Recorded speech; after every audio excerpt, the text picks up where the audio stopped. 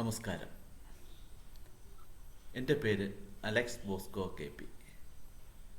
ഏവർക്കും ട്രഷറി കോഡിൻ്റെ 4ാം എപ്പിസോഡിലേക്ക് സ്വാഗതം. ഞാൻ 1999 മുതൽ ഡിപ്പാർട്ട്മെൻറ്റ് ടെസ്റ്റ് ക്ലാസ്സുകൾ കൈകാര്യം ചെയ്തു വരുന്നു.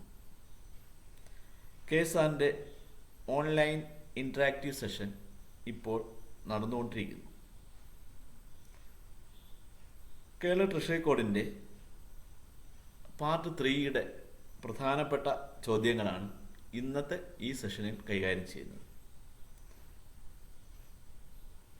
വോളിയം ഫസ്റ്റ് പാർട്ട് 3യിൽ റൂൾസ് 88 to 128 വരെയാണ് ഉള്ളത്.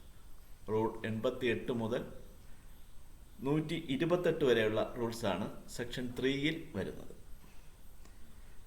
പാർട്ട് 3യിൽ വരുന്നത് receipt of government monies and payments of such monies into the government account എന്നതാണ്.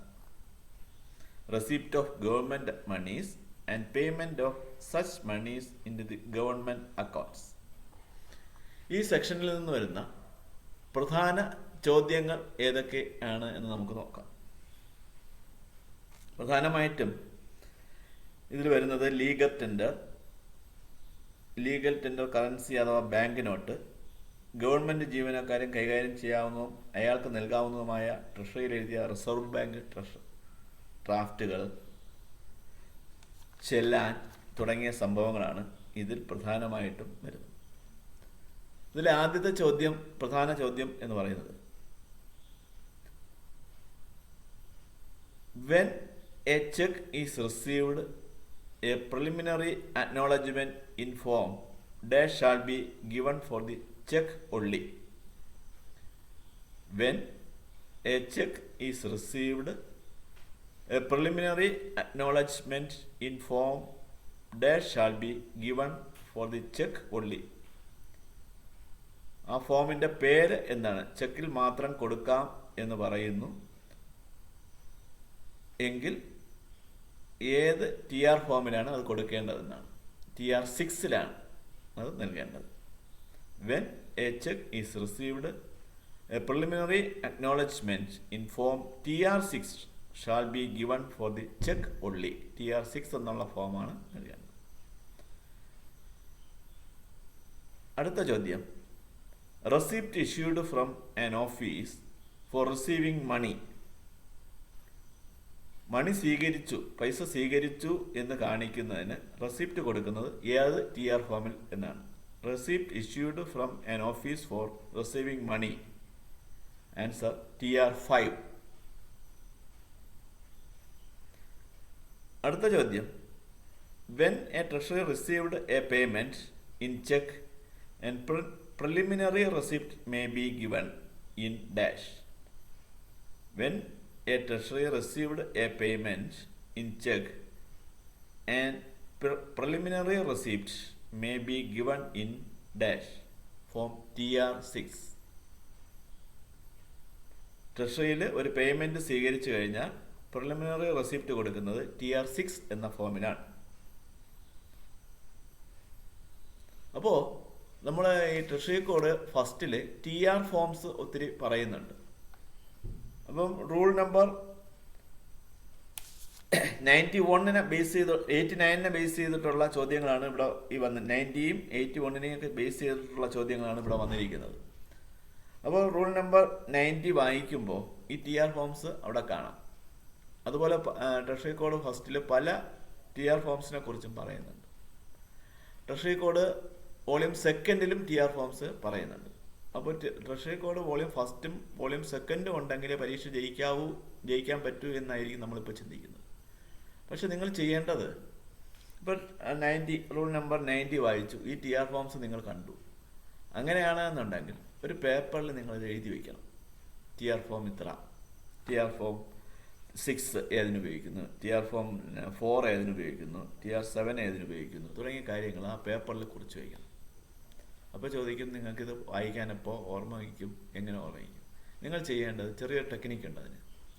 അതായത് നിങ്ങളിത് ചെറിയ പേപ്പറിൽ എഴുതി, നിങ്ങൾ എവിടെയാണോ സ്ഥിരമായിട്ട് ഇരിക്കുന്നത്, അടുക്കളയിലാണ് നിൽക്കുന്നവർക്ക് അടുക്കള, ഹാളിൽ നിൽക്കുന്നവർക്ക് അവിടെ, ബെഡ്റൂമിലാണ് കൂടുതൽ സമയം ചിലവഴിക്കുന്നത്, കൂടുതൽ സമയം ചിലവഴിക്കുന്ന ഭാഗങ്ങളിൽ ഇത് സ്റ്റിക്കറായിട്ട് ഒട്ടിച്ചിരിക്കണം. അപ്പോൾ നിങ്ങൾക്ക് കാണാൻ സാധിക്കും. ചിലപ്പോൾ ഒരുങ്ങിക്കൊണ്ട് നിൽക്കുമ്പോൾ കാണാം, അല്ലെങ്കിൽ പാചകം ചെയ്തുകൊണ്ട് നിൽക്കുമ്പോൾ കാണാം, അല്ലെങ്കിൽ പത്രം വായിച്ചുകൊണ്ടിരിക്കുന്ന സമയത്ത് ഇങ്ങനെ നോക്കുമ്പോൾ കാണാം. അപ്പോൾ ഇവിടെ ആ കാണാൻ പറ്റുന്ന ഭാഗങ്ങളിൽ നിങ്ങളിത് എഴുതി സ്റ്റിക്കർ ഒട്ടിച്ചു കഴിഞ്ഞാൽ നിങ്ങൾക്കത് മനസ്സിൽ നിൽക്കും. പുസ്തകം കിടന്ന് തപ്പേണ്ട ആവശ്യമില്ല ഈ TR ഫോംസിൻ്റെ. അതുകൊണ്ട് അങ്ങനെ ഒരു ടെക്നിക്ക് ഉപയോഗിച്ച് നിങ്ങൾക്ക് പരീക്ഷയ്ക്ക് അത് വിജയകരമായിട്ട് പരീക്ഷിച്ച് വിജയിച്ചിട്ടുള്ള ഒരു കാര്യമാണ്. അപ്പോൾ റൂൾ 90ൽ ഏതൊക്കെ റൂൾസ് TR ഫോംസ് ഉണ്ട് അത് നോട്ട് ചെയ്ത് വയ്ക്കുക. പേപ്പറിൽ നോട്ട് ചെയ്ത് വെച്ചിട്ട് അത് നമ്മൾ എപ്പോഴും കാണുന്ന ഭാഗങ്ങളിൽ ഒട്ടിച്ച് വെച്ച് കഴിഞ്ഞാൽ നിങ്ങൾക്കത് മനഃപ്പാഠമാക്കാൻ എളുപ്പമാണ്. കാര്യം പഠിക്കാൻ വേണ്ടി സമയം കളയാതെ തന്നെ നിങ്ങളുടെ ജോലിക്കിടയിൽ അത് മനഃപ്പാഠമാക്കാൻ സാധിക്കും. അടുത്ത് rule 92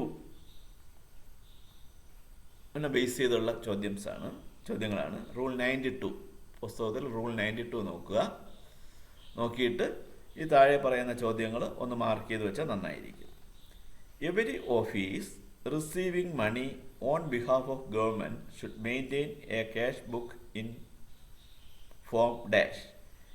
Every office receiving money on behalf of government should maintain a cash book in form dash. Answer TR7A. Next question. When government dues have to be paid by fixed date and payment made by check. When a government dues have to be paid by fixed date and payment made by check. Answer: the checks to be received in the month. The checks to be received in the month. Next question. As per dash, every officer receiving money on behalf of government should maintain a cash book in TR7A. Cash book TR7Aയിൽ എഴുതണം എന്ന് പറയുന്ന rule number ഏതെന്നാണ്.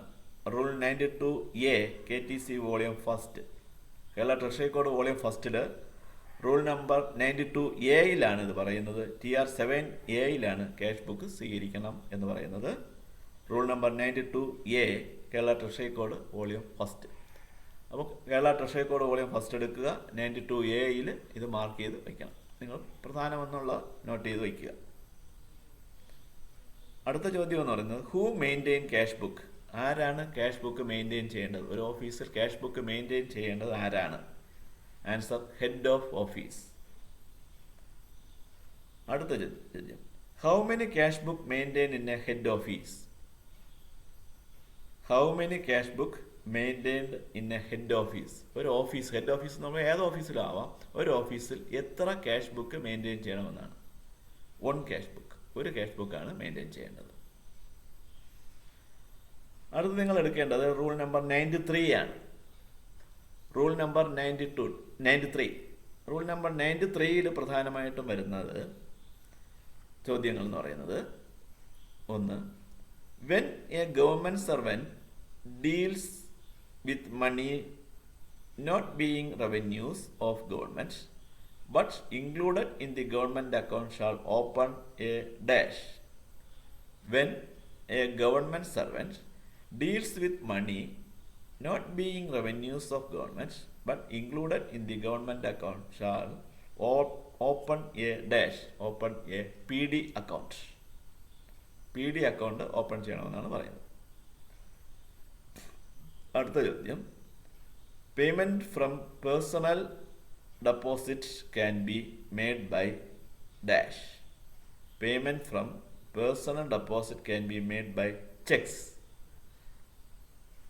ചെക്കുകൾ ഉപയോഗിച്ചാണ് payment from personal deposit ചെയ്യേണ്ടത്. അടുത്ത് നിങ്ങൾ നോക്കേണ്ടത് rule number 94 ആണ്. ട്രഷറി കോഡിലെ റൂൾ നമ്പർ 94. അതെടുത്തിട്ട് അതിലെ പ്രധാന ചോദ്യം ഇതാണ്, how much fees to be remitted for certificate of challan remittance. How much fees to be remitted for certificate of challan remittance. Challan remittance certificate വാങ്ങുന്നതിന് വേണ്ടി എത്ര രൂപയാണ് ട്രഷറിയിൽ അടയ്ക്കേണ്ടത്? ₹2. ചെല്ലാൻ റെമിറ്റൻസ് വാങ്ങുന്നതിന് വേണ്ടി ട്രഷറിയിൽ 2 രൂപയാണ് അടയ്ക്കേണ്ടത്. അടുത്ത ചോദ്യം, when the receipt of remittance to government account lost, the payee can claim.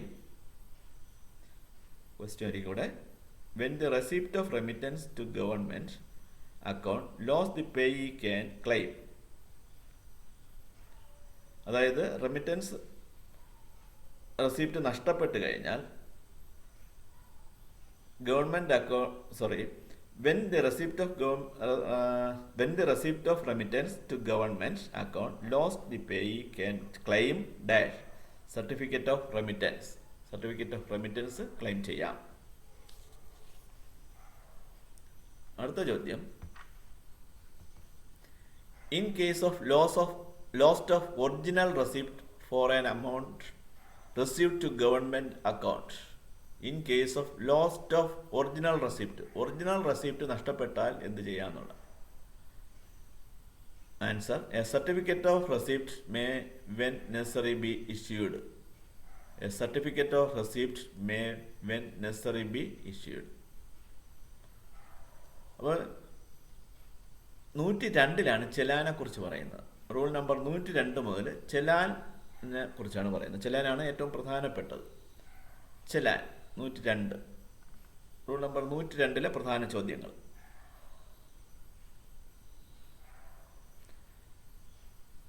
It is specified that separate challan shall be used for payment when it is made partly by cash and partly by check. Dash, it is specified that separate challans shall be used for payment when it is made partly by cash and partly by check. Rule 102D. Kerala treasury code volume 1. Kerala treasury code volume 1 rule 102D ഈ കാര്യം പറയുന്നത്. എന്താണ്? It is specified that separate challan shall be used for payments when it is made partly by cash and partly by check. ഇത് പറയുന്നത് Kerala treasury code volume 1 rule 102D. അത് പ്രത്യേകം note ചെയ്തോളണം. അടുത്ത്, every payment for credit to government shall be accompanied by dash. Every payment for credit to government shall be accompanied by dash. Copy of proceedings received for such payment. Copy of proceedings received for such payment. അടുത്ത ചോദ്യം, the third column of challan in TR 12 is intended to note dash. The third column of challan in TR 12 is intended to note dash. അതായത് challan form എന്ന് പറയുന്നത് TR 12 അനുസരിച്ചാണ് challan form ഉള്ളത്. Challan form നിങ്ങൾ കണ്ടിരിക്കും. അതിലെ തേർഡ് കോളത്തിൽ, മൂന്നാമത്തെ കോളത്തിൽ എന്താണ് പറയുന്നത്? ചെലാൻ ഫോമിലെ മൂന്നാമത്തെ കോളത്തിൽ എന്താണ് പറയുന്നത്? Head of account.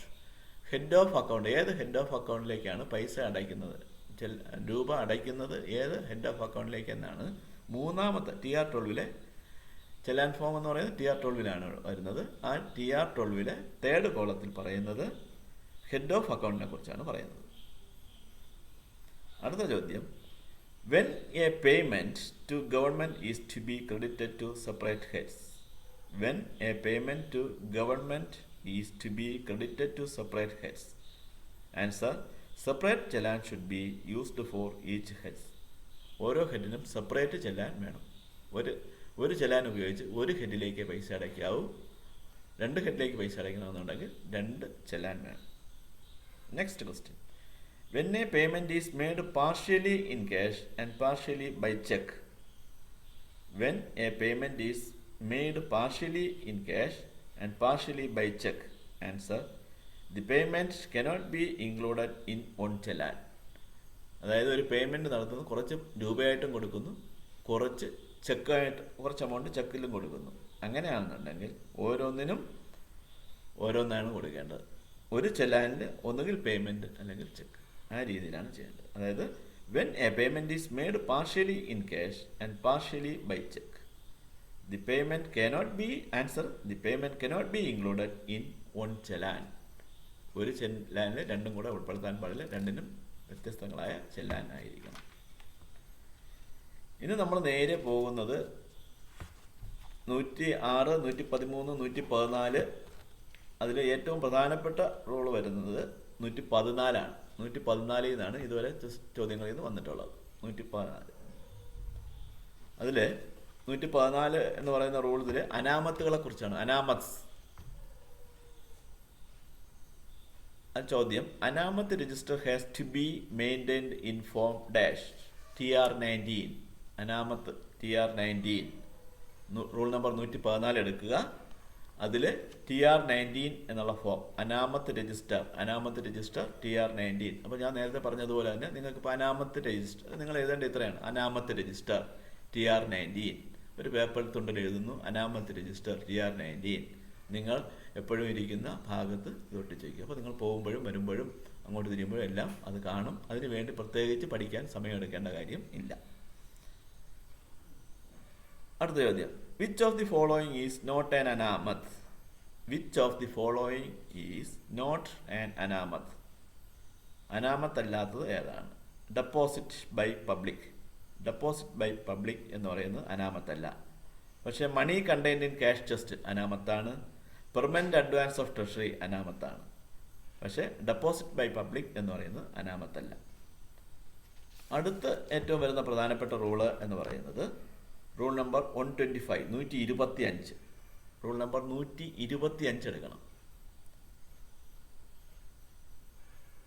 Rule number 125 ചോദ്യം ഇതാണ്, the challans which accompany payment of revenue deposits or civil and criminal courts deposit shall be numbered in dash series for each department. Question ഒരിക്കലും പറയാം. The challans which accompany payments of revenue deposits or civil and criminal courts deposit shall be numbered in dash series for each department. Answer separate annual. Separate annual ആണ് answer. ഇപ്പോൾ part 3 ചോദ്യങ്ങളാണ്, പ്രധാനപ്പെട്ട ചോദ്യങ്ങളാണ് പറഞ്ഞത്. അതായത് rule number 88 മുതൽ 128 വരെയുള്ള ചോദ്യങ്ങളിൽ ആ റൂൾസിലെ പ്രധാന ചോദ്യങ്ങളാണ് ഈ എപ്പിസോഡിൽ ഞാൻ പറഞ്ഞത്. അപ്പോൾ ഈ പറഞ്ഞ കാര്യങ്ങൾ ഞാൻ ഓരോ റൂള് പറഞ്ഞിട്ടാണ് ഓരോ ചോദ്യങ്ങൾ പറഞ്ഞത്. ആ റൂളുകൾ നിങ്ങൾ നോട്ട് ചെയ്ത് വെച്ചിരിക്കുക. പ്രധാനപ്പെട്ട TR ഫോംസ് നോട്ട് ചെയ്ത് വയ്ക്കുക. ഈ റൂളിൽ നിന്നല്ല, ട്രഷറി കോഡ് വോളിയം ഫസ്റ്റ് വായിക്കുമ്പോൾ ഉള്ള തന്നെ എല്ലാ TR ഫോംസ് ഇതുപോലെ നോട്ട് ചെയ്ത് വെച്ച് ചെയ്യണം. അപ്പോൾ ഈ എപ്പിസോഡ് ഇഷ്ടപ്പെട്ടവർ ഈ ചാനൽ ലൈക്ക് ചെയ്യണം. അതുപോലെ തന്നെ ഇത് ഷെയർ ചെയ്യുക, സബ്സ്ക്രൈബ് ചെയ്യണം. സബ്സ്ക്രൈബ് ചെയ്താൽ മാത്രമേ അതുകൊണ്ട് എന്തെങ്കിലും നിങ്ങൾക്ക് ഞാൻ അപ്പോൾ അയക്കുന്ന പുതിയ പുതിയ എപ്പിസോഡുകൾ ക്രമത്തിൽ കിട്ടണമെന്നുണ്ടെങ്കിൽ നിങ്ങൾ അത് സബ്സ്ക്രൈബ് ചെയ്യണം. അപ്പോൾ അങ്ങനെ സബ്സ്ക്രൈബ് ചെയ്യുമ്പോൾ നിങ്ങൾക്ക് നഷ്ടമല്ല ഉണ്ടാകുന്നത്, പകരം തുടർന്നുള്ള എല്ലാ എപ്പിസോഡുകൾക്കും നിങ്ങൾക്ക് തുടർച്ചയായി കിട്ടിക്കൊണ്ടിരിക്കും. വീട്ടിലിരുന്ന് തന്നെ വേറെ സാമ്പത്തിക ചെലവുകളൊന്നുമില്ലാതെ നിങ്ങൾക്ക് ഡിപ്പാർട്ട്മെൻറ്റ് ടെസ്റ്റ് പരീക്ഷ വിജയിക്കാൻ ആവും. എൻ്റെ ഫോൺ നമ്പർ എന്ന് പറയുന്നത് 98 47 52 92 74. എൻ്റെ ഫോൺ നമ്പർ ഒരിക്കൽ കൂടെ പറയാം, 98 47 52 92 74. ഞാൻ KSRന്റെ ഓൺലൈൻ ഇൻട്രാക്റ്റീവ് സെഷൻസ് എടുക്കുന്നുണ്ട്. എന്തെങ്കിലും സംശയങ്ങളോ ക്ലാസ്സിൽ പങ്കെടുക്കാൻ താല്പര്യമുള്ളവർക്കോ വേണമെന്നുണ്ടെങ്കിൽ ആ നമ്പരുമായി ബന്ധപ്പെടുക. വാട്സപ്പിലും ഓൺലൈനിലും നിങ്ങൾക്ക് ബന്ധപ്പെടാവുന്നതാണ്. അപ്പോൾ ഈ സെഷൻ അവസാനിച്ചു. അടുത്ത സെഷനിൽ, അടുത്ത എപ്പിസോഡിൽ നമുക്ക് പാർട്ട് 4 കാണാം. Thank you.